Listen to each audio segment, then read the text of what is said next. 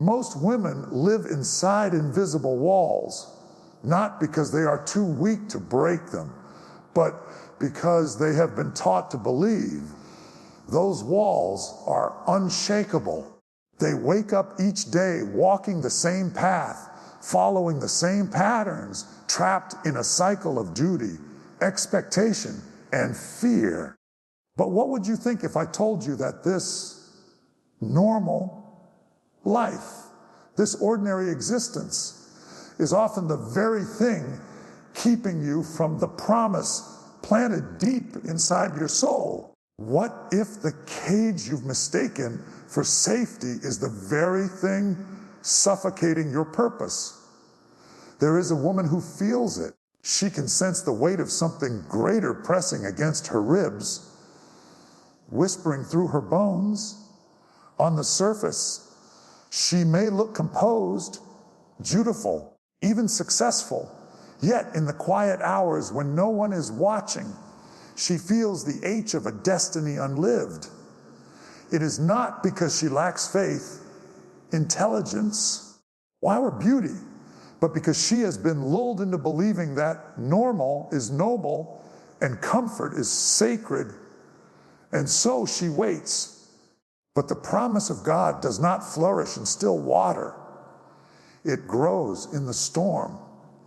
The world will tell you to stay small, to take what you're given, to be grateful for crumbs even when you were born to own the table. Society teaches women to adapt to limitation rather than to confront it. But in every heart where God has planted a calling, there is also a restlessness, a holy discontent that refuses to die. It is this discontent that calls you out of the crowd and into the unknown. It is the divine whisper that says, step out now. Some women obey that whisper. Most do not. Why?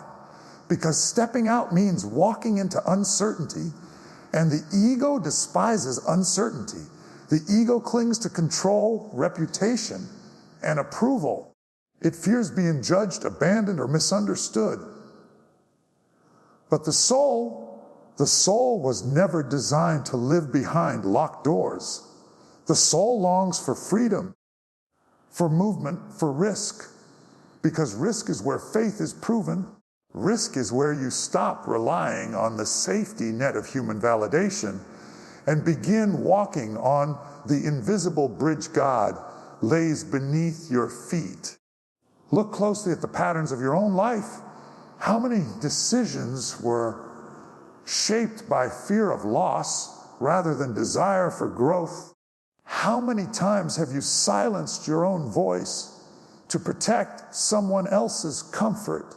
This is the shadow that Carl Jung spoke of.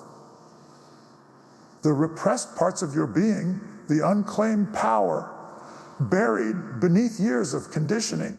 And the longer you keep it buried, the louder it screams from the dark. Eventually, that shadow will rise and demand your attention, whether you are ready or not.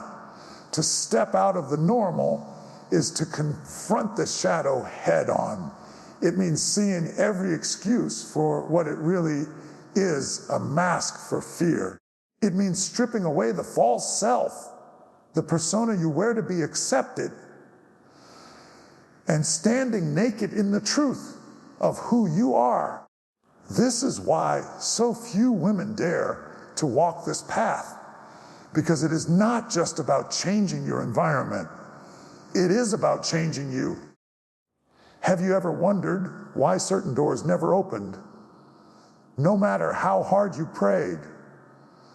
Perhaps they were never your doors. Perhaps God was not punishing you, but protecting you, keeping you from investing your life into something beneath your calling. What feels like rejection is often redirection. The promise waiting for you does not live on the path of least resistance. It lives on the path of transformation, where every step forces you to shed another layer of fear. And yes, you will be misunderstood. The people who once praised your obedience will question your rebellion. Friends may turn cold. Family may not understand why you no longer fit into their mold. But what is the price of staying? What does it cost you to remain where you are not meant to be? Your soul will tell you. That tightness in your chest, that dull ache in your heart, it is the sound of your promise crying out for oxygen. Some women ignore it until it's too late. But you are not like them. You feel it even now, don't you? That electric pull in your spirit telling you there's more, telling you to rise, telling you to walk away from the predictable and into the divine unknown.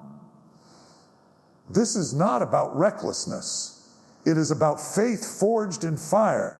It is about choosing destiny over comfort, promise over predictability, courage over compliance. And when you take that first trembling step, heaven itself will shift to meet you. The moment a woman steps beyond the line of what is familiar, everything inside her begins to shake, not because she is weak, but because the old self is dying. The ego resists this death with every ounce of its strength, clinging to the life it built on approval, status, and predictability.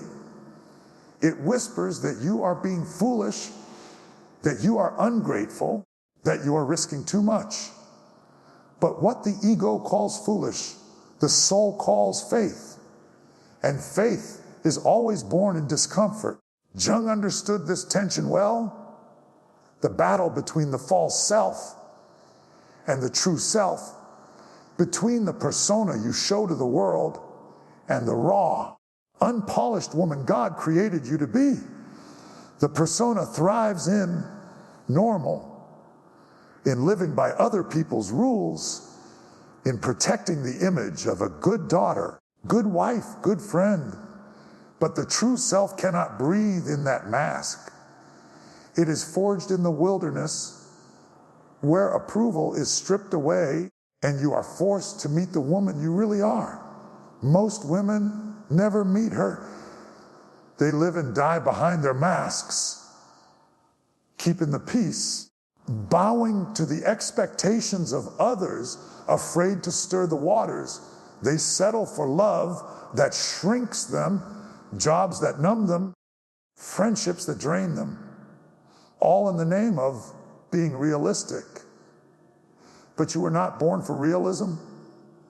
You were born for promise, and promise always asks more of you than you think you can give. The Stoics spoke of this same principle. Marcus Aurelius said, "It is not death that a man should fear, but he should fear never beginning to live." What does this mean for a woman who feels called to something greater? It means you must die to the life you have outgrown in order to step into the one you were born for. Seneca wrote of courage, of walking unshaken into the unknown, because he knew that true freedom comes not from controlling life, but from surrendering to its higher order. When you step out of the normal, you become a mirror to others, reflecting both their deepest longing and their deepest fear. Some will admire you, others will resent you. Why? Because your courage exposes their complacency. Your willingness to move makes them question why they stayed still. And instead of joining you, many will try to pull you back. But do not let their fear become your chain. This path is not without pain.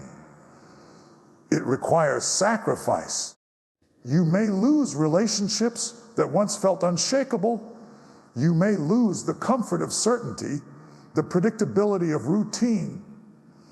You may walk alone for a season, not because you are unworthy, but because your new level cannot hold old attachments. God will clear the ground so the promise can take root. And sometimes the clearing feels like devastation.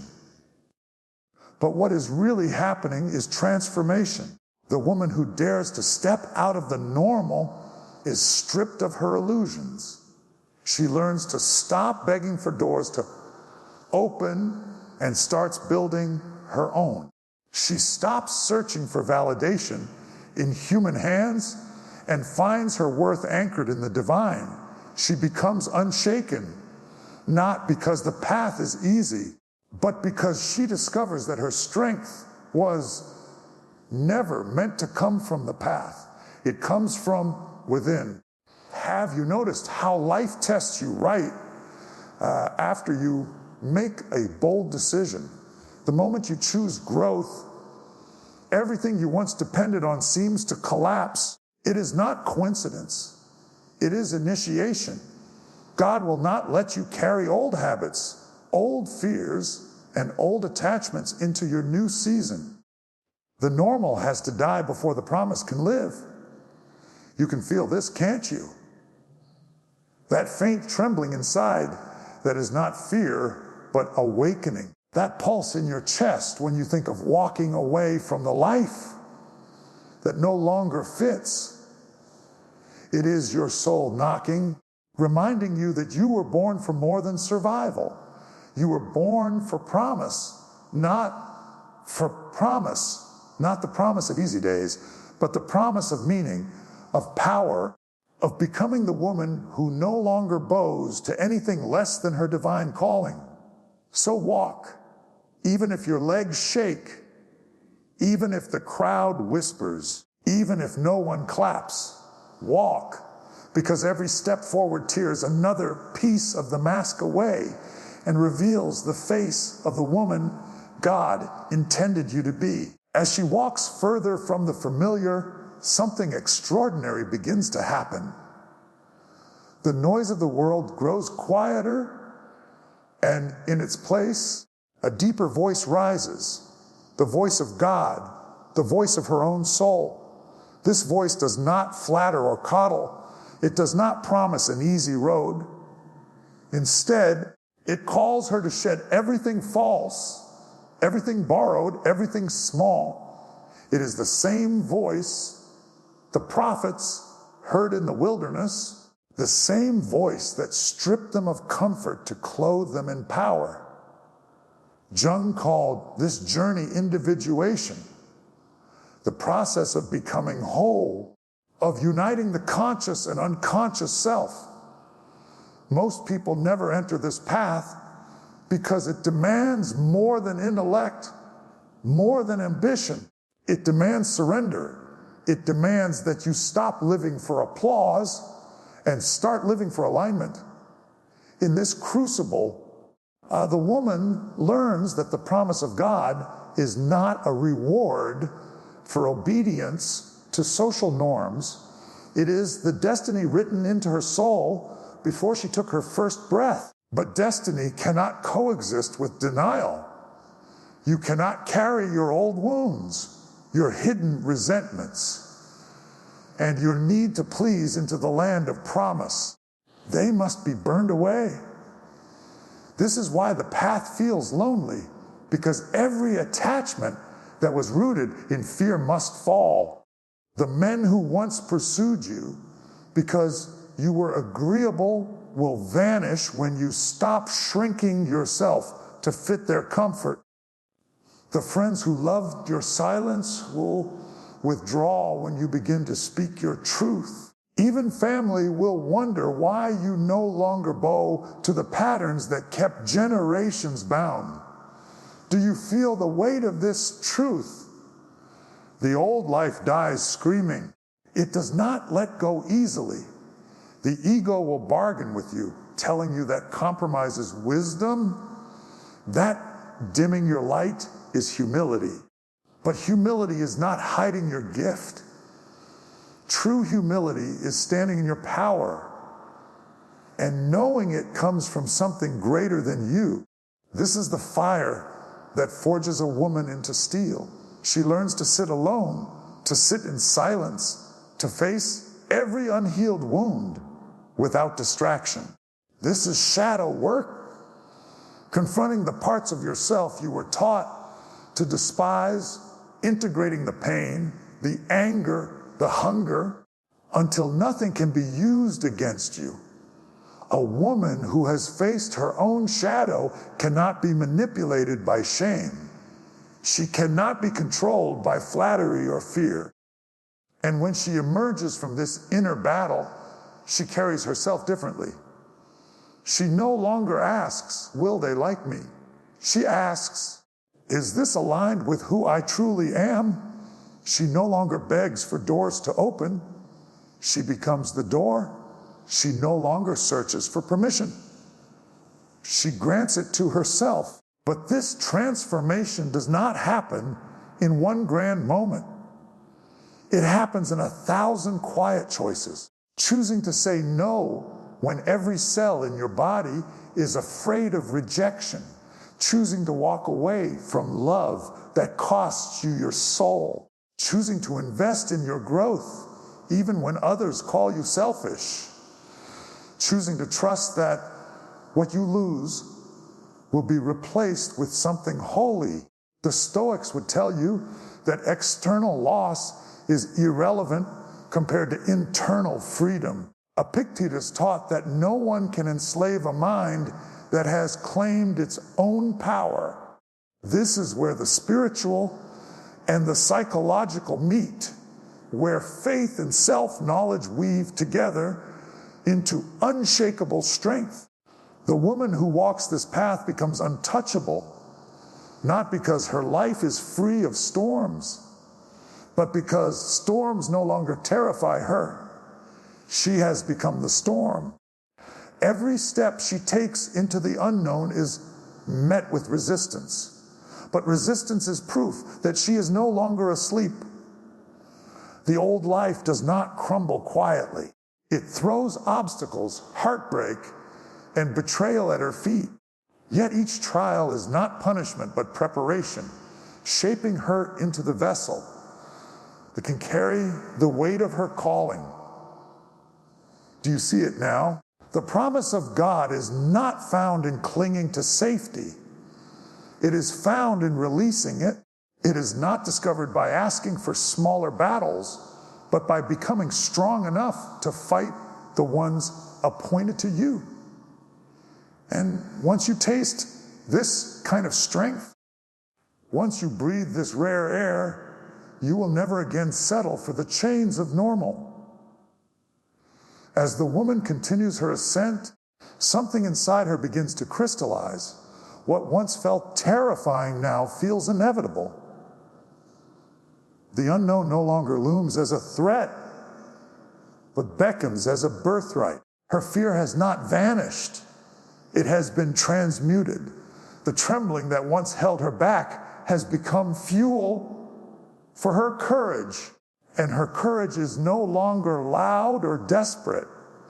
It is steady, calm, and unshakable, like a mountain that does not bow to the wind. This is the point where she stops chasing and starts attracting. She no longer scrambles for scraps of love or clings to opportunities that demand her silence. Instead, her presence alone calls forth new people, new paths, and new blessings that match her true nature. Jung would say she has integrated her shadow. She has taken back the power she once gave away to others. And in doing so, she has become whole. Have you noticed how the world treats a woman like this? Some are drawn to her like moths to a flame, sensing her authenticity and strength. Others recoil, unsettled by her refusal to play small. But she no longer needs to manage their reactions. She no longer lives to be palatable. This is the sacred detachment the Stoics spoke of. The freedom to move through life without being owned by praise or destroyed by criticism. Every step she takes now flows from alignment rather than desperation. She does not ask whether she is good enough for this man, this job, this opportunity. She asks whether they are worthy of her presence. This is not arrogance, it is divine order. A woman who knows her worth does not have to prove it. She embodies it, but the journey is not over. The final stage of transformation is not victory over others. It is victory over herself. She learns to release the need to fight every battle, to respond to every provocation. She no longer wastes her energy convincing, explaining, or defending. Her silence is not weakness, it is mastery. She has learned the art of stillness, that sacred space where the soul listens and the world aligns itself around her. It is here that God's promise becomes clear, not as a single event, not as a sudden blessing dropped from the sky, but as a continuous unfolding. The promise was never just about external success. It was about becoming the kind of woman who can carry it without being crushed by it. The land of promise is not merely a destination, it is an identity. It is who she becomes on the way there. Look around your own life for a moment. Where have you mistaken comfort for peace? Where have you confused the absence of conflict with the presence of purpose? If you are honest, you already know where your soul is calling you to step out. You already know what must be released, even if the thought terrifies you. That fear is the sign. It points to the door of your destiny. When you finally walk through it, something extraordinary happens. You stop asking, what if I fail? And start asking, what if I never try? You stop waiting for the world to validate you and begin validating yourself. And in that shift, the entire atmosphere of your life changes. People sense it without you saying a word. The woman who has walked through fire carries a presence that cannot be faked. This is the woman the world cannot control. This is the woman who no longer bows to the false gods of reputation and approval.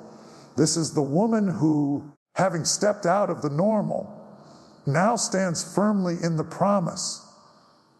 Not because life is suddenly easy, but because she has finally become equal to the life God prepared for her.